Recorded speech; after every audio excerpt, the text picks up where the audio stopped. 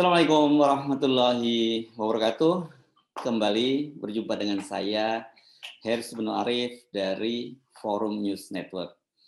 Silaturahmi Idul Fitri 1443 Hijriah atau Lebaran tahun 2022 ini menarik untuk terus kita cermati. Selain karena ini merupakan silaturahmi offline pertama setelah 2 tahun kita didera pandemi, juga karena kita sudah mulai memasuki tahun-tahun politik. Para politisi memanfaatkannya sebagai silaturahmi sekaligus juga sebagai lobby-lobby politik. Siapa ketemu siapa, siapa bicara apa, itu bisa kita jadikan indikator kemana arah pendulum politik. Salah satunya adalah silaturahmi antara Gubernur Jawa Tengah Ganjar Pranowo dengan Ketua Umum Pengurus Pusat Muhammadiyah Haidar Nasir. Pertemuan ini berlangsung di kantor PP Muhammadiyah Yogyakarta hari Kamis lalu ya. Pertemuan ini mau tidak mau harus kita kaitkan dengan figur Ganjar yang saat ini disebut-sebut sebagai salah satu kandidat capres pada tahun 2024.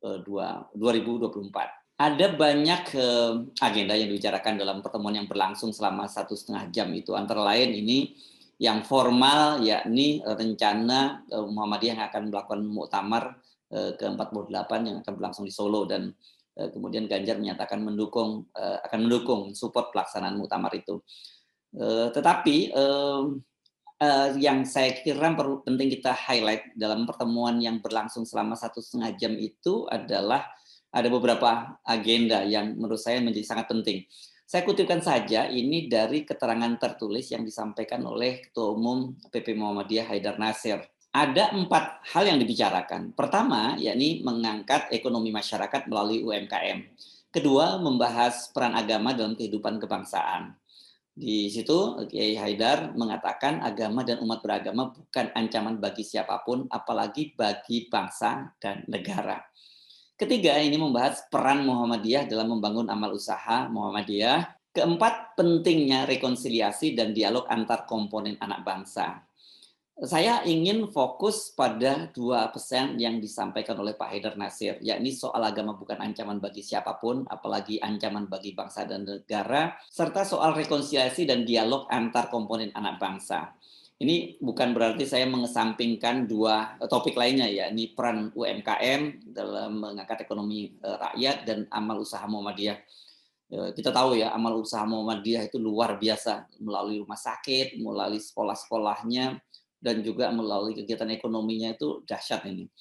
Tetapi saya kira bukan sekali lagi tanpa mengesampingkan 2 agenda itu, menurut saya 2 agenda yang tadi saya sampaikan, yakni soal agama bukan ancaman bagi bangsa dan negara, dan kemudian soal dialog antar komponen anak bangsa ini merupakan dalam situasi sekarang ini merupakan 2 agenda yang sangat penting dan sangat mendesak untuk kita laksanakan. 2 hal tersebut disampaikan kepada Ganjar ini dalam analisis saya ya, karena ini apa? Pertama, ini kan Ganjar ini merupakan kandidat yang sudah lama kita amati, menyiapkan diri dan disiapkan menjadi capres tahun 2024. Dia sangat aktif di media sosial dan namanya tampak sedang ini di branding, atau orang nyebutnya dielus-elus oleh berbagai lembaga survei yang katanya sih sejauh ini katanya elektabilitasnya paling tinggi. Tapi kalau Anda mengamati berbagai lembaga survei ini memang macam-macam ini. Ada yang menyebutnya Ganjar paling tinggi, ada yang menyebutnya Prabowo paling tinggi, ada juga Anies yang menyebutnya paling tinggi. Saya ini memang jadi aneh bagaimana mungkin dalam satu waktu yang bersamaan kemudian bisa disimpulkan dengan kesimpulan yang berbeda. Padahal sebenarnya respondennya kan sama juga ya. Yang kedua ini Ganjar ini ditengarai menjadi capres yang dipersiapkan oleh Jokowi untuk meneruskan kepemimpinan dan sekaligus mengamankan dan menjaga kepentingan politik pasca dia lengser sebagai presiden pada tahun 2024. Kalau kita ngomong kepentingan Jokowi ini tentu bukan hanya kepentingan keluarga Jokowi, tetapi juga kepentingan para oligarki yang sekarang mendukung Jokowi. Indikasinya bahwa Ganjar ini sedang dipersiapkan oleh Jokowi atau mereka-mereka yang berada di belakang Jokowi atau mereka-mereka oligarki yang selama ini menopang Jokowi sangat jelas ya.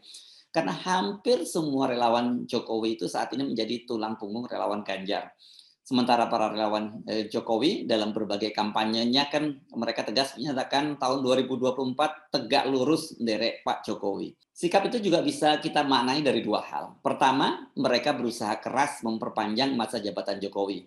Itu baik melalui penundaan pemilu ataupun melalui 3 periode. Bukan yang terbaru ini ada upaya-upaya kalau toh tidak bisa 3 periode ya dipasangkan dengan Prabowo tapi Pak Jokowinya menjadi wakil presiden. Jadi projo Prabowo Jokowi.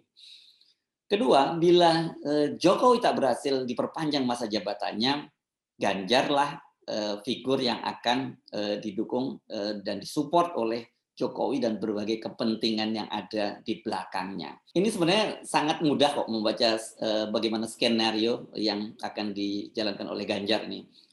Jadi tracknya itu, path-nya, jalurnya itu sama persis dengan apa yang dilakukan oleh Jokowi pada Pilpres 2014 lalu ya. Ini jalur-jalur bagaimana Jokowi kemudian muncul ke pentas nasional itu kelihatannya coba diulang lagi oleh Ganjar. Dan yang akan digunakan tentu saja PDI lah sebagai partai pengusung dan pendukungnya. Jadi kita masih ingat ya pada tahun 2014 bagaimana Jokowi itu mengambil alih tiket pencapresan dari tangan Megawati. Sementara kalau sekarang Ganjar ini mencoba mengambil alih tiket dari tangan Puan Maharani. Semua skenario-nya persis sama dengan Pilpres 2014 ya. Ganjar di-branding oleh lembaga survei, dinaikkan elektabilitasnya. Kalau pada waktu itu yang agak berbeda ini pembangunan publik opini ya. Pada waktu zaman Jokowi itu sangat masif ya. Para opinion leader itu menyuarakan bahwa kalau PDIP itu mau menang pemilu dan juga sekaligus menang presiden, maka harus mendukung, harus mencalonkan Jokowi pada waktu itu.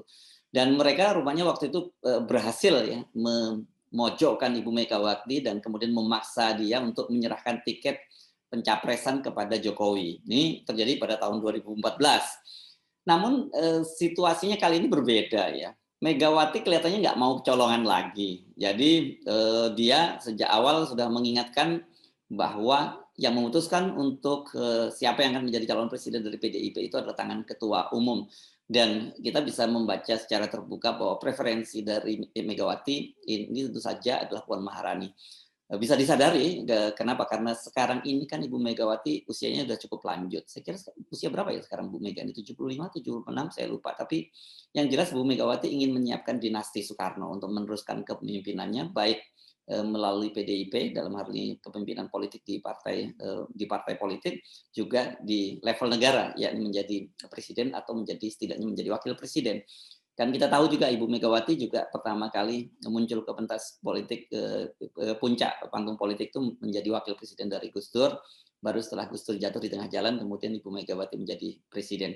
Sayangnya ketika Ibu Megawati mencoba peruntungannya untuk memperpanjang masa jabatannya melalui Pilpres, itu Pilpres tahun 2024, dia di 2004 dia kalah dengan pasangan SBY dan Yusuf Kala. Nah kali ini kelihatannya Ibu Megawati tidak mau kecolongan. Dia sudah menyiapkan secara serius Puan Maharani dan yang pertama kali dilakukan adalah menjaga agar tiketnya tidak diserobot oleh Ganjar. Kalau itu yang terjadi maka Ganjar ini sekarang terancam menjadi, atau bukan terancam ya, sekarang posisinya ini dia menjadi tunawisma parpol ya. Kenapa? Karena sebagai kader PDIP, PDIP tak mau memberikan tiket kepadanya.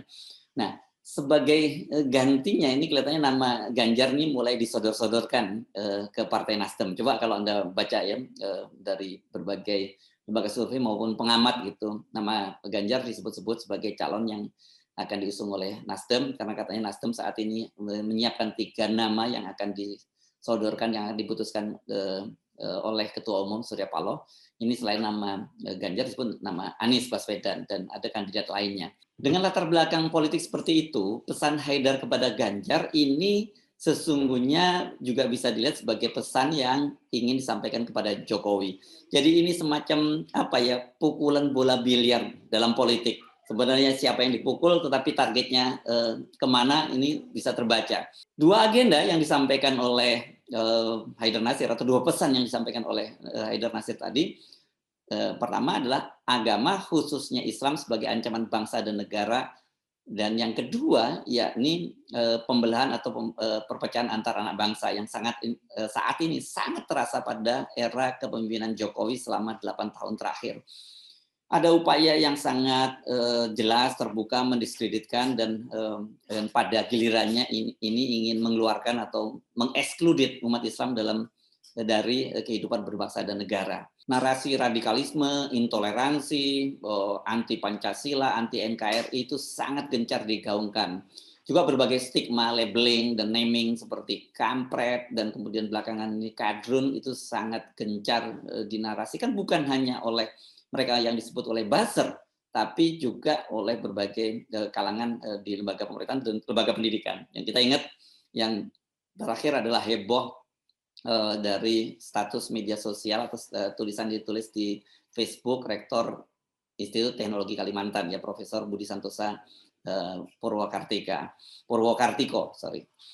Nah, narasi itu terkesan memang sengaja terus-menerus diproduksi untuk menyudutkan umat Islam. Saya sendiri sejak kemarin itu mendapat banyak kiriman tentang narasi itu yang juga ternyata ini digunakan oleh Ganjar.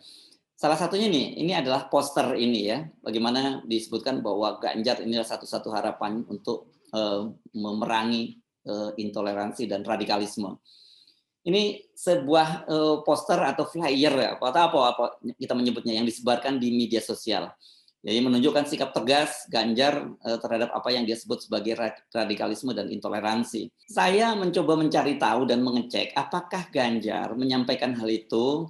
Kalau betul dia menyampaikan itu, kapan dia menyampaikannya, dan apa konteksnya. Ternyata dari jejak digital, saya menemukan hal itu disampaikan oleh Ganjar melalui akun Twitter resminya yang telah centang biru, @ganjarpranowo. Ini pada tanggal 17 November 2021 pukul 5.38 sore. Ya. Ini sore hari, dia mencuit begini. Tidak ada toleransi pada kelompok radikal penolak Pancasila di negeri ini. Karena ketika kita biarkan, mereka akan menggurita. Mari sama-sama waspada, mari sama-sama menjaga Indonesia. Narasi yang disampaikan Ganjar sangat lantang dan keras. Dia juga menautkan video ketika dia tengah memberi pengarahan. Narasinya kalau kita simak bahkan jauh lebih keras. Rupanya peristiwa Ganjar ini dikaitkan dengan sebuah atau peristiwa lah yang sudah cukup lama terjadi ya. Saya buka-buka ternyata sejumlah siswi di SMA di Kendal itu berpose dengan mengibarkan bendera Palestina dan bendera hitam bertuliskan kalimat tauhid. Bendera inilah yang kemudian dikaitkan dengan bendera HTI yang sudah dibubarkan oleh pemerintah dan kemudian diberi labeling sebagai kelompok yang intoleran dan anti Pancasila. Peristiwanya sendiri itu terjadi pada bulan Oktober 2019. Jadi sudah 2 tahun berselang setelah pernyataan dari Ganjar kemarin itu ya. Para siswi dan guru sekolah SMK di Kendal itu sudah minta maaf dan mereka mengaku tidak tahu kalau hal itu dikaitkan dengan kelompok HTI.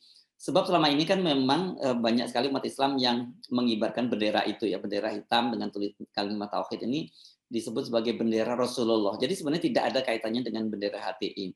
Benar sih HTI juga menggunakan kalimat yang sama dalam benderanya, tapi beda sekali dengan bendera tauhid atau bendera Rasul ini. Pastilah pimpinan Muhammadiyah mengikuti dan mencatat peristiwa-peristiwa tersebut.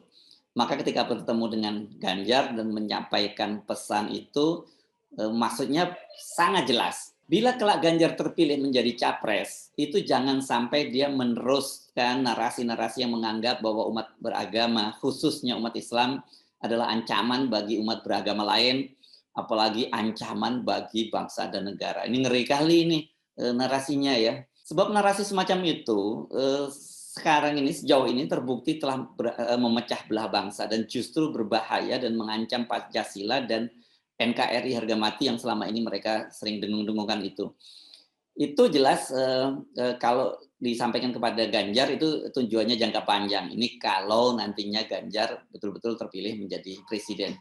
Namun tentu ada tujuan jangka pendek yang jauh lebih penting. Dengan menyampaikan kepada Ganjar dan kemudian membuat pernyataan tertulis yang dikirim ke media, ini analisis saya ya, atau dugaan saya, Pak Haidar Nasir ingin agar pesan yang sangat-sangat penting itu juga sampai kepada Pak Jokowi. Jadi ketika muncul di media, mau tidak mau akan ada yang menyampaikan kepada Pak Jokowi pesan dari Muhammadiyah ini. Sungguh ini sebuah diplomasi yang sangat santun, tapi sangat tegas dan jelas maksudnya dari Ketua Umum PP Muhammadiyah, Pak Kiai Haidar Nasir.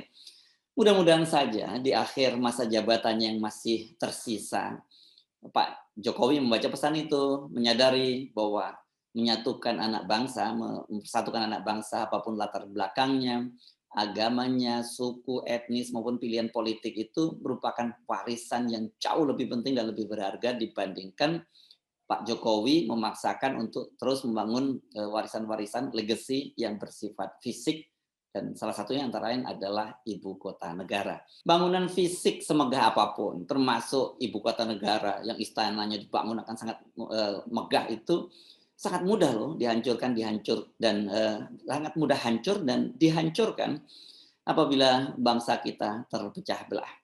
Mudah-mudahan saja pesan dari Pak Haidar Nasir tadi sampai kepada Pak Jokowi dan juga sampai kepada kita semua seluruh komponen anak bangsa ini bahwa saya sepakat agama apapun itu bukan ancaman buat bagi bangsa Indonesia, apalagi dalam negara Indonesia yang dikenal ini bangsanya ini sangat moderat gitu ya.